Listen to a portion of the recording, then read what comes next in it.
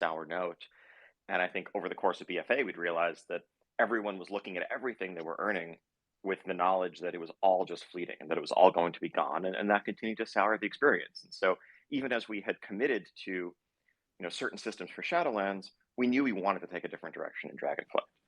And then on the quality of life side, I think really a lot of what we discussed last year, a lot of what led to the changes in 9.15 that helped shape Eternity's End, like those were not end of expansion band-aids.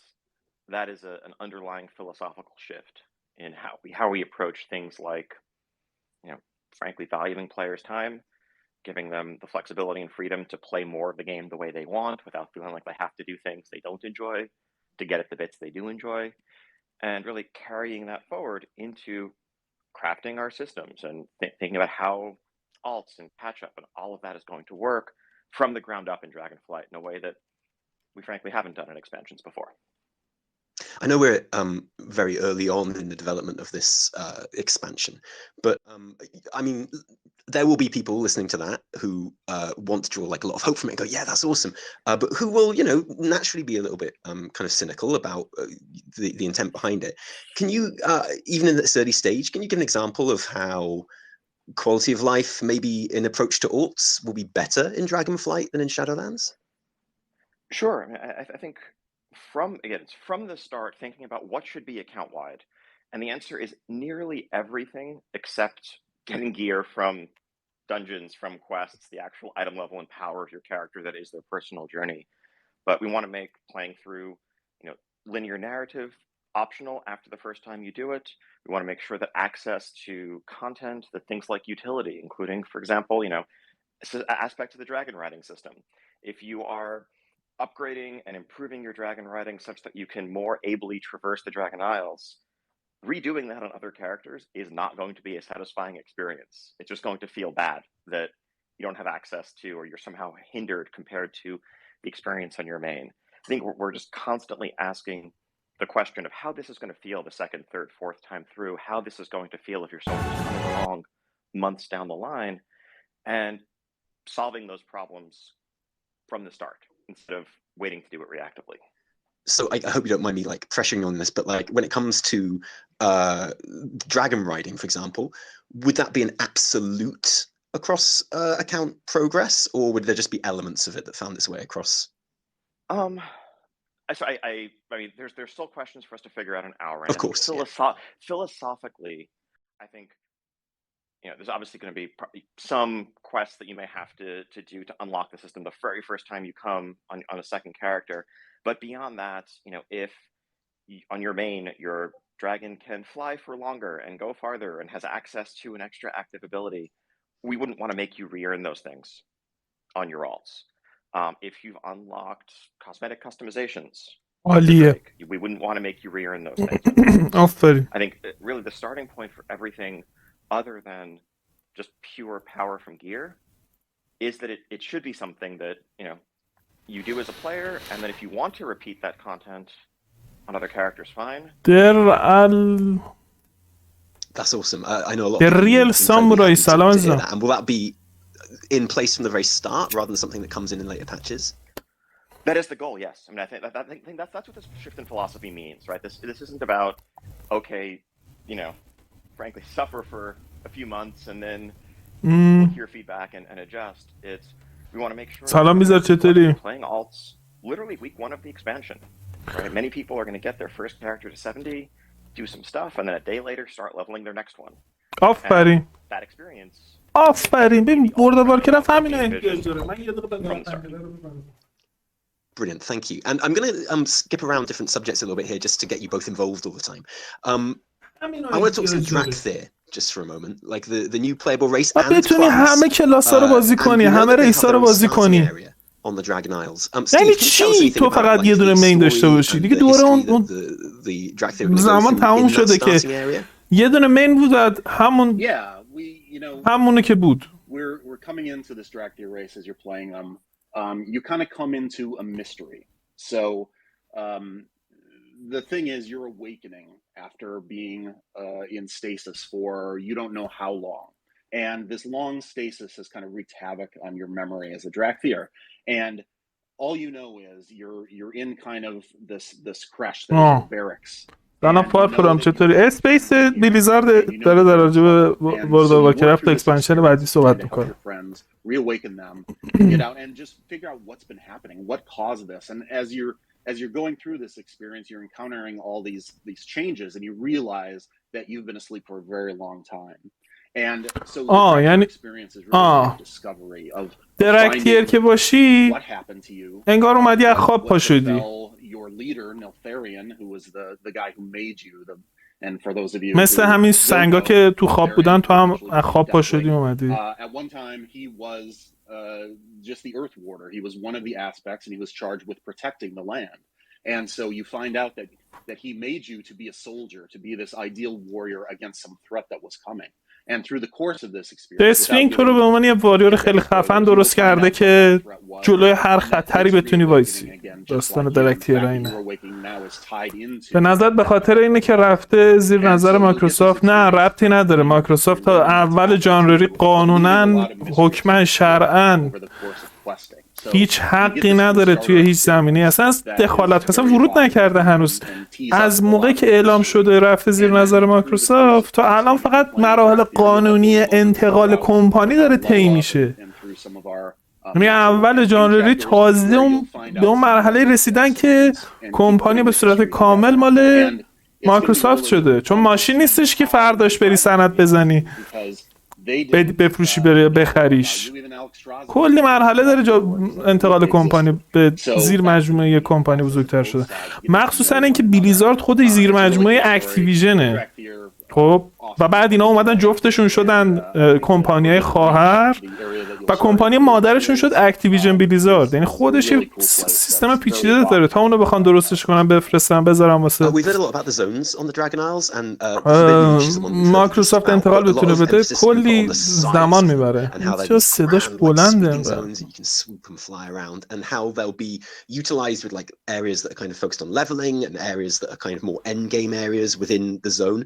going to utilize the starting area for the Drakthir for anything else in the game? Will it be just a starting area for them, or will other players find their way to it over the course of the expansion? سوال خوبی ازش پرسید. گفت آیا استارتینگ ایریا درکتیرا رو فقط استارتینگ ایریا درکتیرا میخواد باشه یا بقیه پلیرها هم میتونه ازش استفاده کنن؟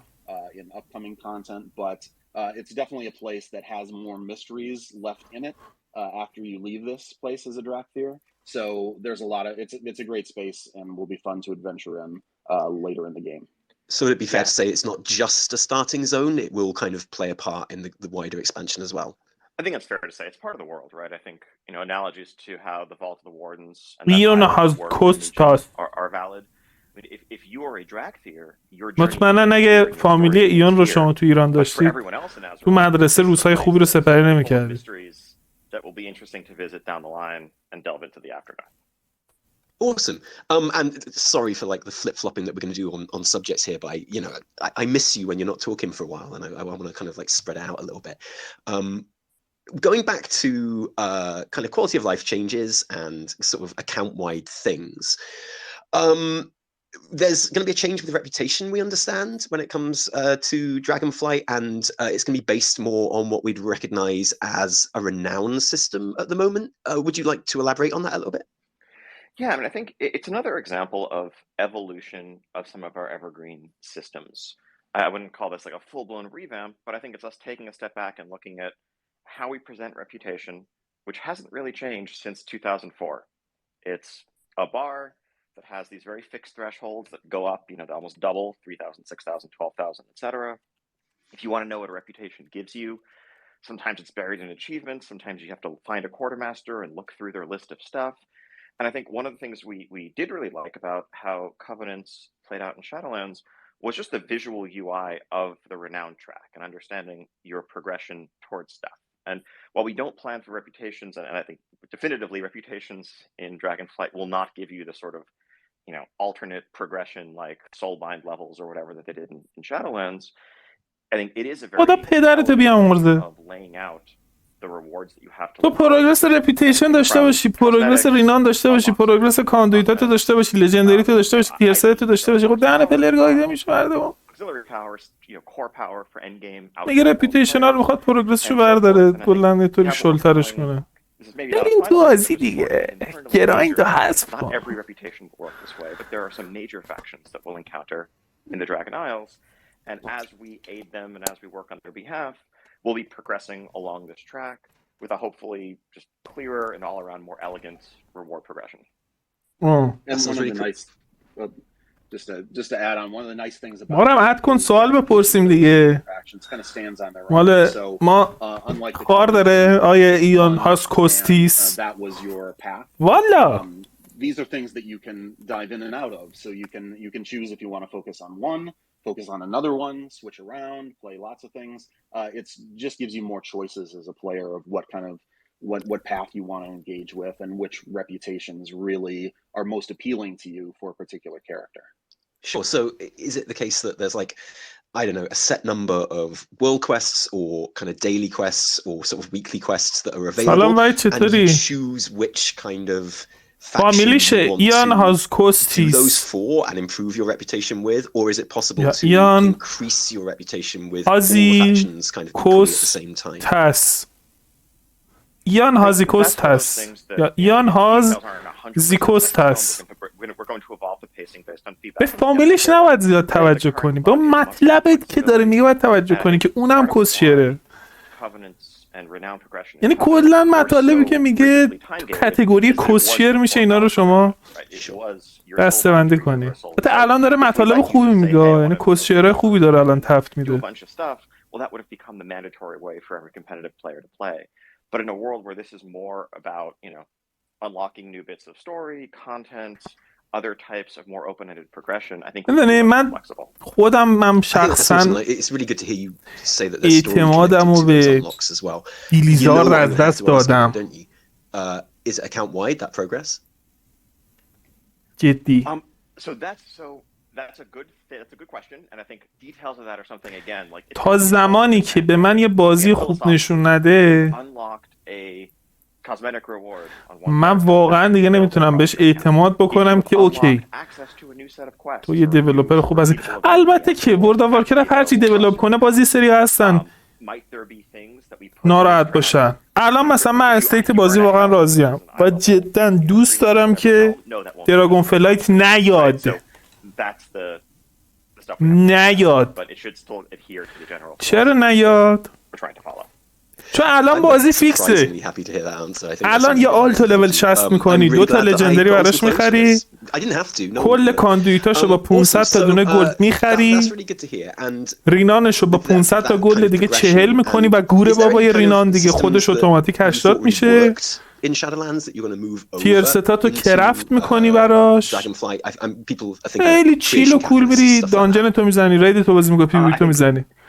الان موقع بازی کردن ورلد اف وارکرافت چت. نه اگه میخوایم ورلد اف وارکرافت بازی کنیم الان موقعشه، نه وقتی اکسپنشن جدید میاد. وقتی اکسپنشن جدید میاد یه شت شوه به تمام معناییه که بعد بشینی تو دونه دونه مکانیکاشو فیکس کنه. مگه سیزن 1 نبود؟ مگه ما خودمونو پاره نکردیم؟ بیا من اصلا توییت دارم. منی که توییت نمیزنم توییت زده بودم پول فاکینگ ریپ کورد. من گوساله میفهمم که اون ریپ کورد شروری که تو داری طراحی میکنی جواب نمیده. بعد بتونم من کاوننتمو عوض کنم هر چیزی که میخوام برم، هر پلی که میخوام بدم، هر جایی که میخوام برم. بعد بتونم پی وی پی میخوام برم، آقا من با پالادین باید نکرولورد بازی کنم پی وی پی، چون رتریبیوشن باید بازی کنم، رتریبیوشن باید نکرولورد باشه واسه پی وی پی. واسه میتیک پلاس باید برم مثلا کلیان بازی کنم، واسه یه رید باید برم مثلا ونتیر بازی کنم. خب تو گوساله که برداشتی 2 هفته کولدان گذاشتی واسه من دقیقه اسپیس اینا رو ببندم بعد باز کنم چون واقعا قاطی کردم. تو گوساله که برداشتی 2 هفته کولدان گذاشتی واسه اینا، به این فکر نکردی که باید طرف رو مجبور نکنی پلیر پاورش رو با یه چیز کازمتیکی نباید قاطی کنی. تو اینو هنوز نفهمیدی، پلیرها دارن بهت میگن اینو نفهمیدی. خب اول اکسپنشن این شکلی بود، اول اکسپنشن یه طوفان توییتری راه افتاده بود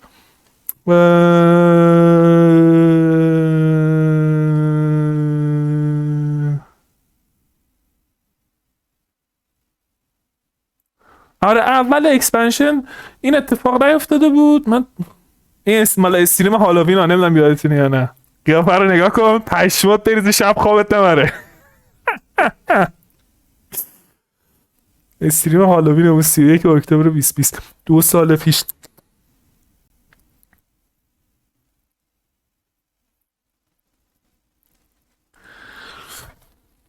آره اول اون موقع اومده بود این قضیه، ولی دارم میگردم توییتش پیدا کنم پول ریپلی حرفم دارم میزنم قاطی میکنم. خدمتتون عرض کنم که هم که راجع به ایپکس لجند بود اینا ها. من توییت نزن، توییت زده بودم واسه این 2 سپتامبر 2020. Making a player character power locked to a covenant that's mostly for RPG part of the game will hurt a great expansion. وارکرافت وارچر دیو مادرفاکر، این وارچر دیو همین ایان هاز کوستیسه. Please we beg you to pull the ripcord to prevent this happen to one of the greatest expansion that I know you guys in dev team put enormous amount of energy and time in spite of a pandemic and working from home. You guys made impossible pretty possible. Don't let a string of misconception happen again. من اینو نوشته بودم، یعنی ما هم تو طوفان توییتر شکر کرد. اون موقع برگشتم گفت آقا ریپ کوردی وجود نداره، کشک چی، پشم چی. بعد یه دیدم ویورش پلیرش داره میریزه پچ 915 یا 91 بود نمیدونم. نه آقا تو میتونی هر کاورنتی که بخوای فری عوض کنی اگر اینانت 80 باشه. دادا ما اینو داشتیم قبل اینکه اکسپنشن رو بگی بهت میگفتیم، تو بتای اکسپنشن داشتیم بهت میگفتیم این کارو نکن. چون منی که بازی رو تو بتا بازی نکردم دارم اصلا میبینم این قضیه رو که تو برداشتی سیستمی طراحی کردی خب که منو محدود میکنه. منی که بازی نکردم آقا این اشتباهه. من بهترین لولم مثلا لول کاوننت کیریانمه، میام واسه میتیک پلاس. خب من میخوام میتیک پلاس بازی کنم، میرم کیریان میکنم. بعد خب میخوام یه گیلدی جوین بدم، میخوام برم رید. نه دیگه تو باید 2 هفته صبر کنی، پارشی تا بتونی بری ونتیر کنی. حالا سر این قضیه، سر این عکس قضیه دراگون فلایت هم من نظرم همینه، یعنی بدبین شدم به اینا. چون اول اکسپنشن میان اینجوری حرف میزنه، الان آقا داره یان هاس کوستیس حرف میزنه، الان تلیسن اوتل اینا که دارن مصاحبه میکنن.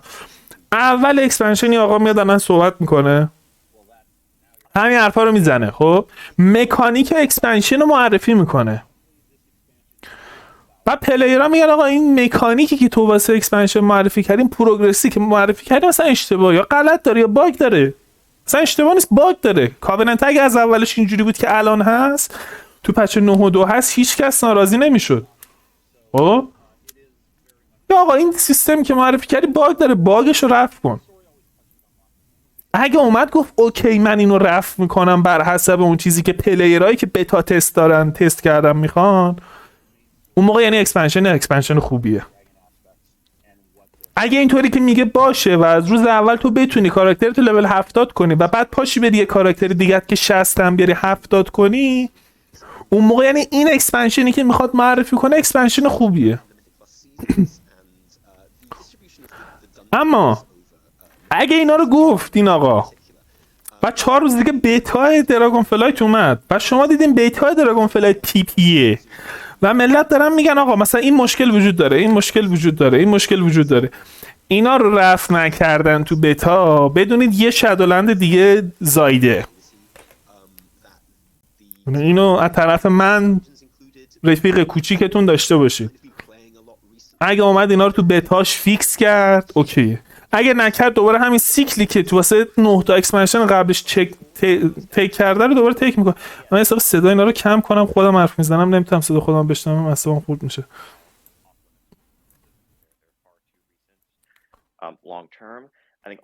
آره اگه دیدین آوردین کارا رو کرد بهترین اکسپنشن، اگه نکرد مثل اکسپنشن دیگهش میشه. بی اف ای مگه نبود آقا؟ من خودم میگم بی اف ای بهترین اکسپنشن وو بود مثلا. برای مثال دیگه، حالا قصد بحث هم نداریم که کدومشون بهترین اکسپنشن بود. من میگم بی اف ای بهترین اکسپنشن بود. چرا؟ چون من اومدم 82 بی اف ای بازی کردم. من از پچ 8 بی اف ای بازی نکردم. خب از پچ 8 من بی اف ای بازی نکردم. 82 اومدم بی اف ای بازی کردم. پچ 8 بی اف ای نک لژندری بی اف ای هیچ اسنسی نداشت. تو فقط صرفا یه نک لژندری بود که لول اپش می‌کردی، بهت استات میداد. لژندری آرتیفکت آرمور وجود نداشت اون موقع. ازرایت آرمور روز میخوام. بعد اینا وجود نداشت. پچ 81 یه تعداد اضافه کرد، پچ 82 برداشت یه تعداد دیگه اسنسا رو اضافه کرد به بازی، از رایت آرمور پچ 81 اضافه کرد، پچ 83 اون تعداد اسلات هایی که از رایت آرمور داشتن رو افزایش داد. بعد بهترین حالت وو پچ 83 ش بود تو بی اف ای، تو اکسپنشن بی اف ای. تو کاراپشن مینداختی رو کاراکترت، از رایت اسنسات رو همه رو میتونستی رنک 4 بگیری، همشون رنک 3 بکنی، رنک 4 ش که کازمتیک بود. رنک 4 بکنی آیتم لولت راحت میومد بالا، میتیک پلاس بازی می‌کرد. ها کاراکترت حال میداد، زنده بود. من پالادین رتریبیوشن، الان پالادین رتریبیوشن سگ نگاه نمیکنه تو میتیک پلاس. رو پالادین رتریبیوشن فول مستری کاراپشن انداخته بودم، خدا شاهد بال میکشیدم کریپا میمردم، اصلا به چیز دیگه ای نمیرسید. اونجرینگ رفو که میزدم دیگه تمام بود کار. اینقدرم ترید بالای تولید میکرد که بعد باول میکشیدم که اتفاق نیفته. آخر اکسپنشن بود، خیلی حال میداد. اومدیم شادولند، اولا که اون پاوراشو گرفت کلا ازمون، اون بارود پاورا رو کلا ازمون گرفت که هیچی. اومدی احساس کاراکتری که تا دیروز داشت میزد پاره میکرد شد پشم، اینجوری اتک میداد. خب کاراکترت که از دست میره، بارود پاورات که ازت گرفته میشه از دست میره. خب پلاست تو دوباره میاد تغییر میده، سکندری دیستریبیوت تو میاد تغییر میده. اول شادولند این بلا رو سرمون آورد دیگه، آورد تارگت کپ معرفی کرد. کدوم خری در مورد تارگت کپ اهمیت میده؟ تو اصلا میدونی تارگت کپ چیه؟ من میدونم تارگت کپ چیه. نه، تارگت کپ برای چی داده؟ تارگت کپ برای این داده. یه دقیقه اینو بذار من خفش کنم. من نمیدونم چرا الان انقدر ریج کردم. تارگت کپ واسه اینا داده. میتیک دانجن اینترنشنال، واسه این گاو و گوسالهایی که میتیک دانجن، واسه سی کی گلی که این گوساله هم میخوان درارن، واسه تارگت کپ. میخوای بدونی چرا تارگت کپ داد تو شادولند؟ بیا. block area, but yeah, it should be faster than that. Yeah. So I'm excited to see what they بیا.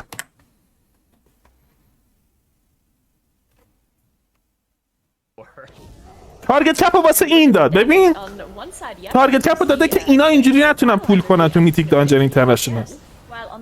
وگرنه حالا من نوعی، تو نوعی که داری بازی رو بازی میکنی ورداری 50 تا کریپ هم بکشی و هم دیگه توی دانجن همزمان بزنی، چه مشکلی پیش میاد؟ چه ایرادی داره؟ سوال من اینه چه ایرادی داره؟ سلام محمدی، سلام منصور، چطوری؟ تارگت کپ واسه اینا داده. برم داره یه میتیک دانجن اینترنشنال درست میکنه. 30K هم جایزه گذاشته براش، $30,000 جایزه این وامونده است. بعد واسه اینکه اینا نتونن دانجن رو تو 10 دقیقه تموم کنن، آورده چیکار کرده؟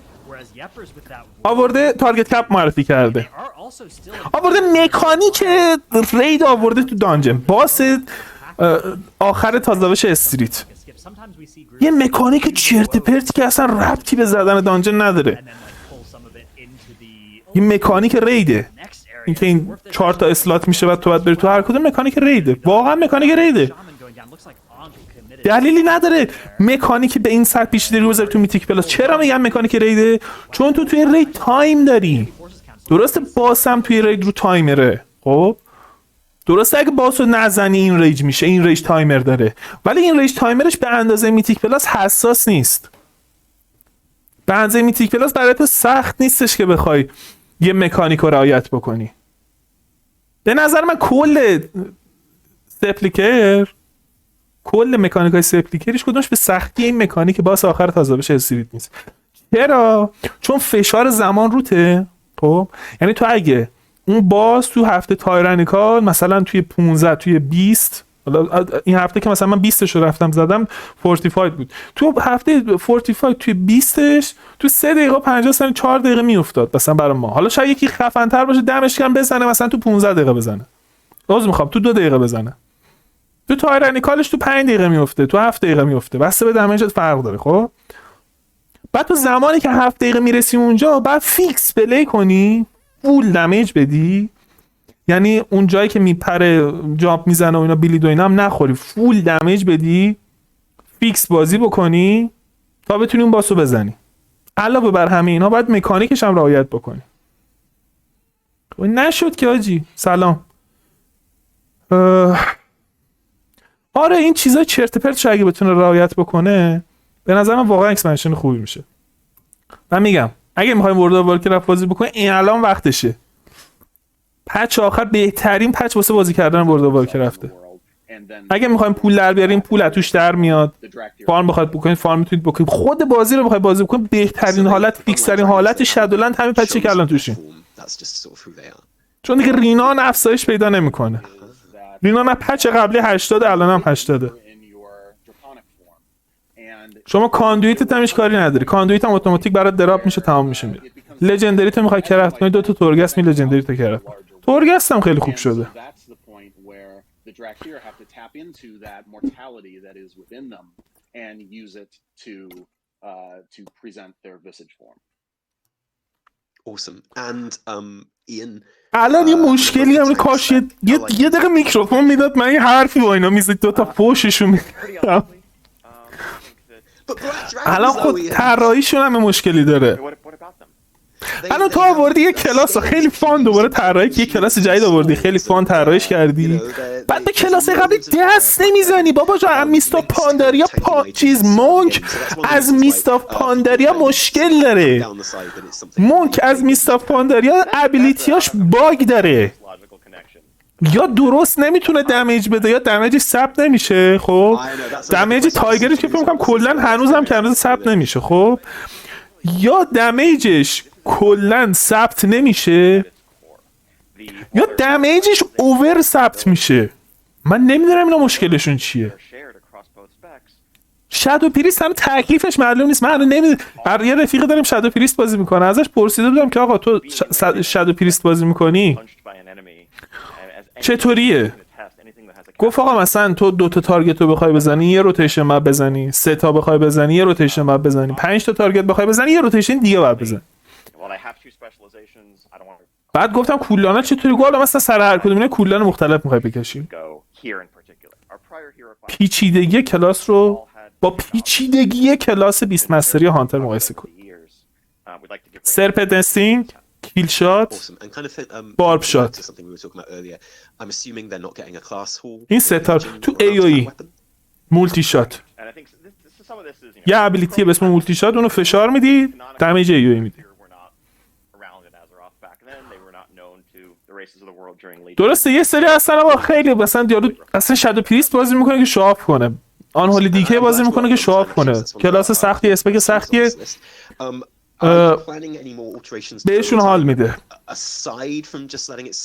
اوکی اما یه نفر که داره دمیج میده نباید 50 یعنی مثلا ناکن شادو پریسته که میخواد دمیج بزنه نباید دهن خودش رو سرویس کنه بعد بازم دی پی اس دوم باشه.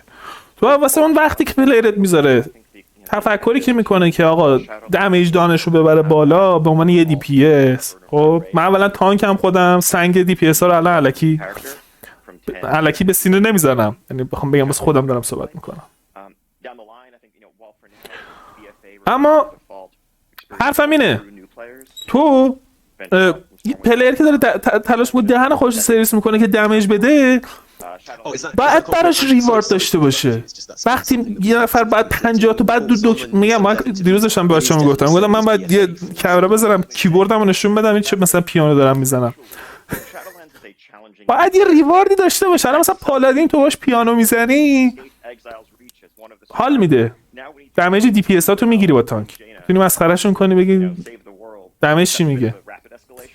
والا این چیه رفقا؟ این چیزه. این خدمتتون عرض کنم که اتاق توسعه دهنده‌های دراگون فلایت ورلد اف وارکرافت دادن در مورد اکسپنشن صحبت میکنن. کنیم حالا صحبتاشون در مورد چیه؟ من خودم یه دفعه قاطی کردم، اصلا به اینا ربطی نداره. خودم قاطی کردم سر اینکه یه کارهای چرت پرتی میکنه اصلا نمیشه، نمیگنجه.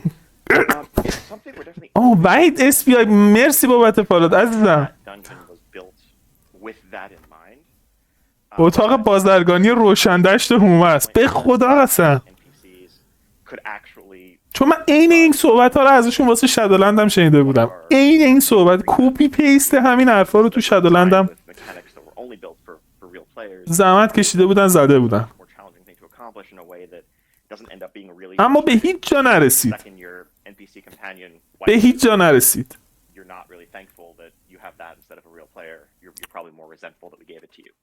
And you can't kick them. That's the thing. You can't kick them out. I've been kicked by them though, weirdly. So strange. Going back to the Dragon Isles very quickly. We've got some a bunch of questions about dragon riding that I want to get آره دیگه میگم. Just before we do, I'd like to touch on some story stuff again. آخه اهمیت نمیدن، هم به خودشون ضربه میزنن، هم به کسایی که دارن بازیشون رو بازی میکنن. شما دیدین من ورلد اف وارکرافت بازی میکنم، تو چیل ترین و کول ترین حالت خودم هستم. یعنی خیلی ریلکس. بعد میگم آقا مثلا چرا بازی مشکل داره اینا فلان، من میگم آقا اگه مشکل داشته باشه بازی نمیکنم، اگرم مشکل وجود داره باش کنار اومدم که دارم بازی میکنم دیگه. درسته؟ ولی الان که نشستم دارم حرف اینا رو گوش میدم میدونم آقا این داره یه چرتی میگه. الان این استیو دونوزر که استیو دونوزر دوست دارم ببینم تو خیابون تو دنیای واقعی با خار و مادرش برم شمالو برگردم.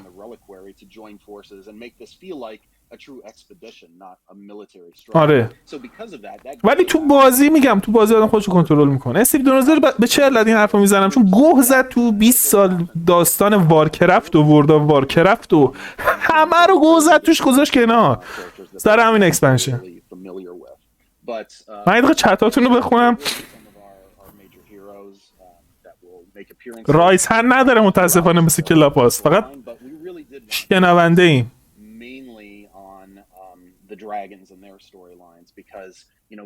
لینک دونیت مشکل داره؟ نه لینک دونیت مشکل نداره. اوکی وای جان دمت گرم بابت سابسکریپشن. من نمیدونم چرا صداش آلارمش نمیاد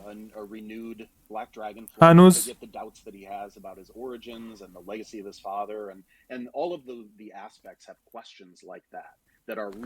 دستم نیومده اما ازت ممنونم. یعنی نمیدونم چرا شما رفقا که ساب میخرید از این سایت فقط دونا میگیرین اینجا به من نشون نمیده. احتمالا من برم تو خود دونا چیزش کنم، آلت باکس بگیرم بذارم اینجا. اینا هر پچ کلاس رو اوپن میکنن بعد نرف میدن میرن کلاس دیگه. این آخه اشتباهه. الان آرکیمیج اومده وان شات میکنه دقیقا تو پی وی پی میری با پالادین تانک نرفتم، رتریبیوشن رفتم، با پالادین رتریبیوشن رفتم پی وی پی 2 روز پیش با 29% ورسا، با 29% ورسا روگ ساب تو آر بی جی پرید پشتم، یه دونه کرد اونجایی که نباید میکرد، کشید بیرون، مردم. نرسیدم بابل کنم، نرسیدم شیلدم استفاده کنم. شیلد ریت که یه درصد دمیج ابزورب میکنه یه طوری زد تو من که چند دستش خون چی شد اینجوری کشت. وا کردم اینم زد شادو بلید 87 کی دمیج. اوکی خب من چرا ندارم؟ با پالادین خدا شاهده من بال میکشم تو پی وی پی 2 ساعت و نیم اینجوری بیل میکوبم کله یارو که بمیره تو تازه اتفاق بیفته یارو بمیره.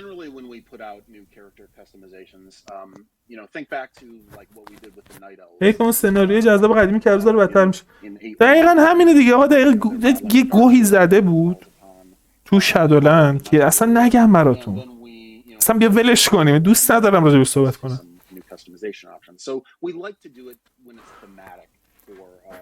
الان هم داره راجع به چی میگه؟ من یه دقیقه چک کنم چت ببینم الان بازی لایو چی داریم تو 2 تا 2. میخوایم امروز بریم گزارش. امروز گزارش 2 تا 2 داریم. بعدم احتمالاً تو برنامه‌مون زیاد داشته باشیم گزارش. I think that's very fair. I'd like to ask you about dragon riding, if that's okay, and particularly some sort of just clarifications on some of the things I think some of the community, myself included, are a little bit confused about. Can you, Ian, just explain for the uninitiated what the difference between dragon riding and just flight VP بازی داره با is? yes. Sure. So, I mean, flight as it has existed since Burning Crusade is effectively swimming through the air. It treats the air as you would treat water in our game, and you can move faster in it. There's no momentum or physics or gravity, and you Beyond the move summit around at a fixed rate. I think a lot of what we've said about flying over the years does, I think, still hold in terms of its potential to shrink the world, to eliminate a feeling of danger or exploration when you can fly right over the enemy citadel before you've ever been there and skip past guards and other barriers. تیم اسپریت هم بازی داره با بی بی تیم. بی بی تیم. خب این گفته if you like to re-stream a BTS event we require that your viewers use our stream for video and your stream for audio. What? Hold on. این چی داره میگه؟ داره میگه از استریم شما ویدیو رو بگیرن، از استریم ما ویدیو رو بگیرن و از استریم شما آدیو رو بگیرن. دوال استریم هم باید در بیارم. خب اینجوری باشه خیلی بهتره. حتی آهنگم هم وا نکردم انقدر تا دیدم اینا دارن شروع میکنن صحبت کردن گفتم خب بیام وقتشه بیام اینا رو بزنم پاره و پوره کنم.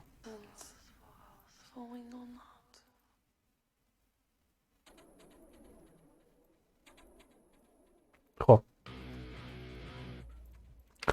من دقیقه اینو بخونم بعدش بریم. یه ساعت دیگه تیم اسپریت بازی داره.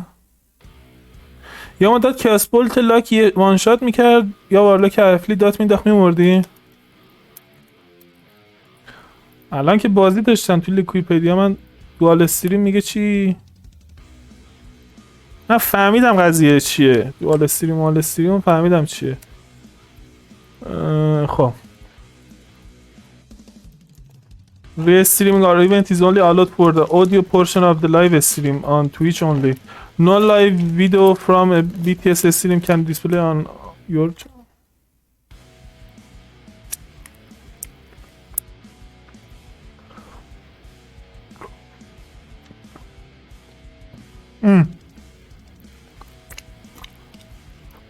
چت دلتون نخواد بستنی بیسکویتی من نمیم چرا آب شده. اسپانسر امروزمون دومینو.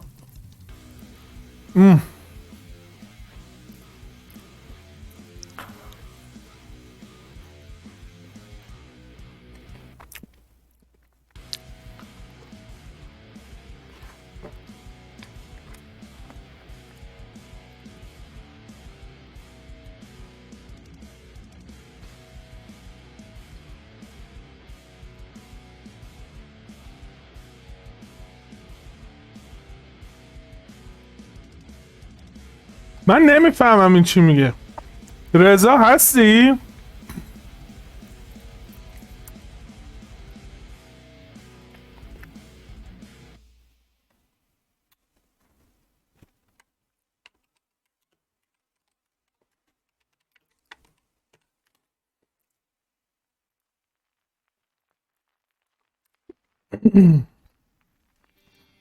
میگه چی؟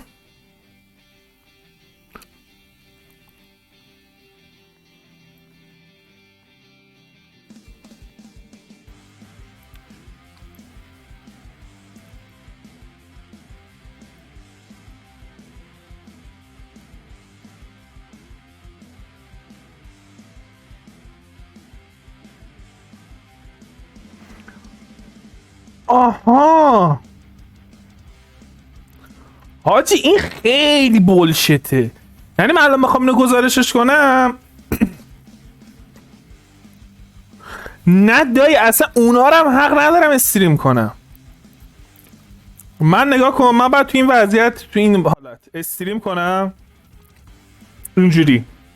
خب حالا مثلا میرن تو روشان ترتیب روشان رو میدن میان تاور یک مادرش رو به عزاش میشونن. حالا اینجا میپره بلک هول میزنه از اون طرف مگنوس بیکبیش رو استفاده کرده دگرش کنسل نمیشه میپره آرپی رو میزنه تو بلک هول رو کنسل میکنه و میرینه تو شیشه انیگمایی که 4 نفر گرفته. من باید اینجوری گزارش کنم بعد شما برین چنل اونا رو باز کنین. خب بعد از چنل اونا بازی رو ببینین. نمیگه ری استریمینگ میگه دوال استریم. میگه if you like to re-stream a BTS event we require that your viewers use our stream beyond the stream beyond the summit رو برای ویدیو استفاده کنه و استریم شما رو برای صدا استفاده کنه.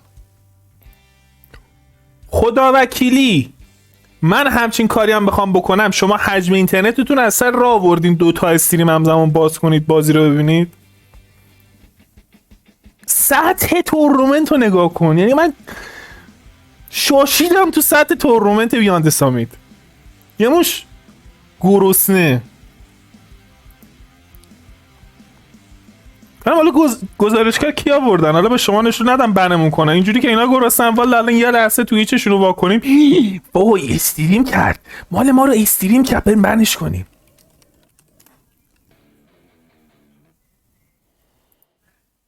این کیه یارو؟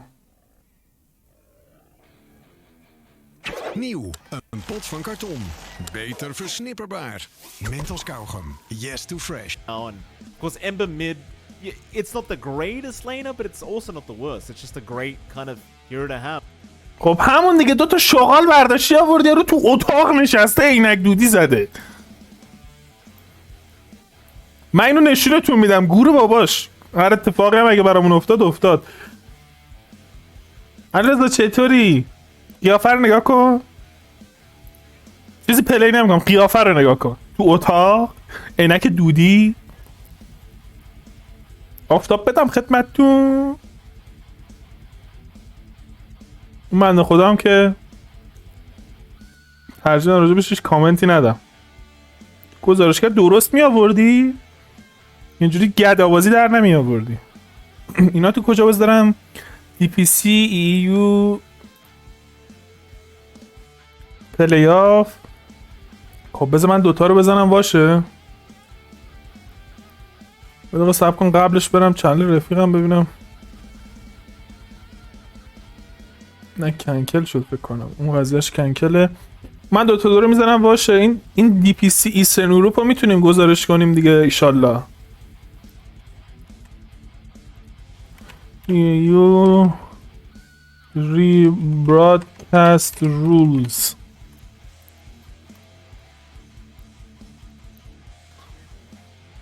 اینو میشه دیگه چون این وسترن اروپاشو با نریمان تو استریمش گزارش میکردیم نکته ای نداره.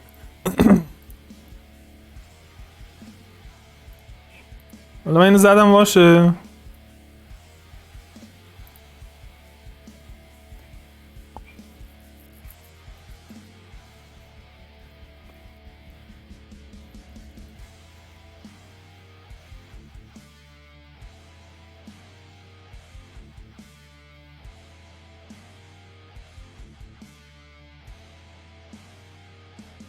دکتر دیسریسپکت نداداش دکتر چوس ریسپکت بودونی که من دیدم. قیافه رو نگاه کن خدا وکیلی. باز یه بار دیگه بریم سراغش قیافه رو ببین.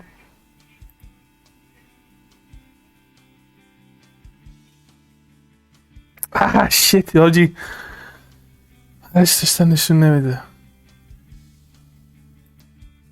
اصلا قیافش نسابیدم. قیافش رو نسابیدم. این هم که دیگه هیچی. این بار استیم داره آپدیت میکنه. بیا آپدیت کنه بیاد بالا بریم ببینیم. باور کن کیوی باور کن کاش اونی که تو میدادی بود. یه خط باریک مشکی افتاده بود رو چشمش به اسم عینک. عینکی خوشگلی هم نزده بود تو بگی اوکی مثلا حالا قیاب قشنگ کرده قیابش اینجوری بیشتر زده انگار شناسایی نشه. ای خدایا خدا نکشه این. آره جیارو بیاند سامیت بیاند این هم نیستید. دوستانه بهتون میگم گرسنه ها.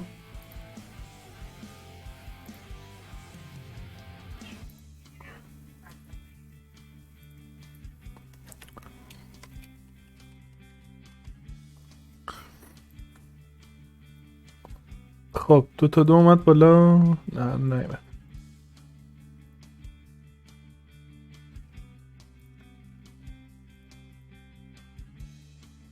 This page just updated. Please refresh. Okay.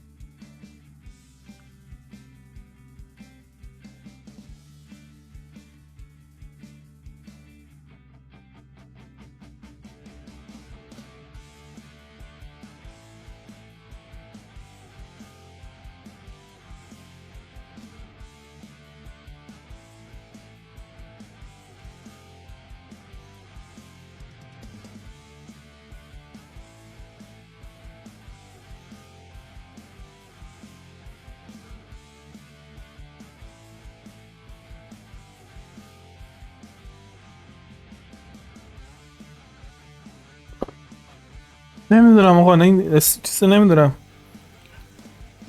قربونت برم من سوزنده باشه. نمیدونم چرا این سابسکرایب که گیفت میکنه برای من هیچ نوتیفی نمیاد. راش هم نمیتونم پیدا کنم. حالا بعدا دنبالش میگیرم و کش میکنم. اوکی من بیام روی اینجا که بعد بریم تو 2 تا 2. 2 تا 2 هم آخه آپدیت داده 23 مگه. البته خبر نیست آپدیت میکنیم الان میریم تو. هیچ نگران نباشید. چیزم بعد اوکی کنم چون من کامرام تو گیم که میفته گوشه میفته این گوشه اینجوری. اینو باید جابجا کنم مپو بتونیم ببینین حداقل. ومپایر سوروایورز هم آپدیت داده. پچ نوتشو بذار بخونم. ببین عاشق بازی هم. پچ نوت رو نگاه کن. Restored analog movement speed when using analog sticks. Lowered volume of celestial dusting. Updated localization. thumbs up میدیم بهش. باریکلا بازی به این میگن. پچ نوتش 3 خطه.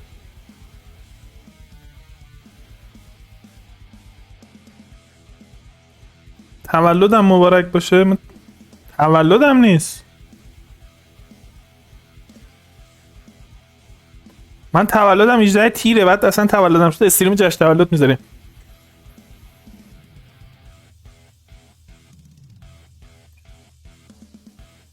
ایزی بیاند سامید. بیاند سامید آسان است.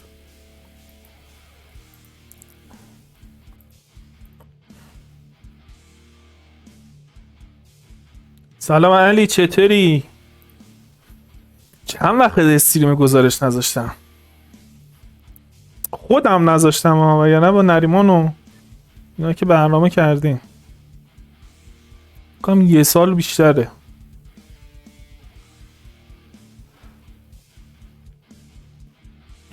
واسه این فرانت اند کار میکنی یا بک اند؟ فرانت اند بلدم. فرانت اند کار نمیکنم. خودم دارم تلاش میکنم گیم دیولپر شم. حالا که چقدر تو این زمینه موفق بشم یه رو ببینیم کار میکنم دیگه. حالا خب راه درازی رو در پیش دارم و فعلا چند تا استریمر دیدم داشتن استریم میکردن حاجی، فقط 5 مین دیلی داشت از تو گیم میدیدم.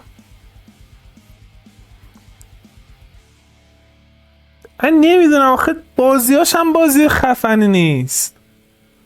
اوجی ورس سیکرت نیستش که اینجوری تنگ بازی در میاری بیا مثلا استریم کن ببین درسته اتفاقی براشون نمیفته ویزارد، ولی ما به عنوان یه گزارشگر بعد احترام، هرچند ما رو آدم حساب نمیکنن ولی هر کسی سطح شعور خودش نشون میده. ما به عنوان یک انسان بعد قوانینی که گذاشتن رو رعایت کنیم دیگه.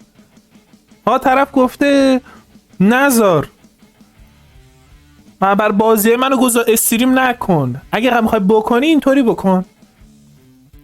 حالا من الان مسخرهشون میکنم میگم تنگ بازی در میاد، ولی میبینی که این کارو نمیکنم بخوام قوانینشون رو بشکنم، چون بالاخره طرف هزینه کرده. ببین آخرش گفته ما متوجه میشیم که این کاری که گفتیم سخته که یکی بخواد آدیو شما رو با استریمی که داره تو ویدیو شاید بیاند سامیت میبینه بخواد سینک کنه. خب ولی ما روی ویورامون و اینکه مین چنلمون درآمد داشته باشه حساب باز کردیم که باز بتونیم تورنمنت برگزار کنیم. خب بیاند سامیت یه کمپانیه که تورنمنتی که میخواد برگزار بکنه بعد درآمدش تو استریمش تامین شه، مثل خیلی های دیگه که تورنمنت برگزار میکنن. خب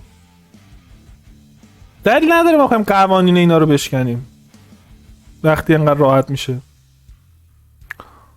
اینم تو هم میدیاش بود. آره متوجه شد آقا بذار اوکی، هر کی میخواد اون بازی رو ببینه بعد بره گزارش اون دوتا قربتی رو ببینه که اونجا نشستن دارن گزارش میکنن.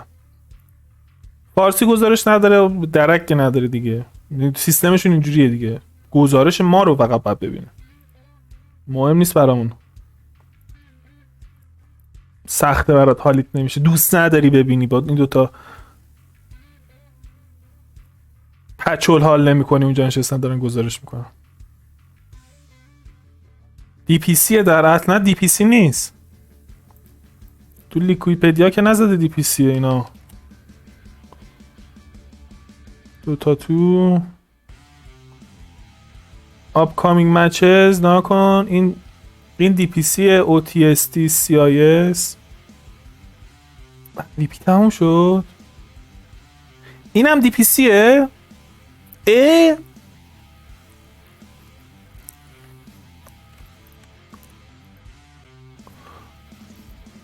اگه دی پی سیه گزارش میکنیم